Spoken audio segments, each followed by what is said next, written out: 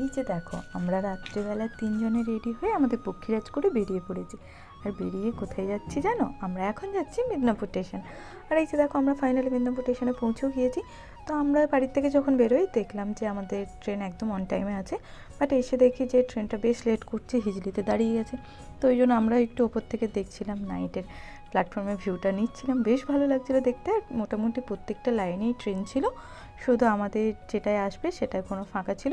তার মধ্যে অনেক ট্রেন চলে আসছিলো। আর এই যে দেখো এরা দুজন কেমন হেলতে দুলতে চলে যাচ্ছে। তো প্রথমে ভাবছিলাম ওপরেই থাকবো, কোথায় দেয় আগে দেখি। তো তারপর ভাবলাম যে নিচে যাই, 2 দিক আর 3 দিক আমরা তো ঠিক পেয়ে যাবো।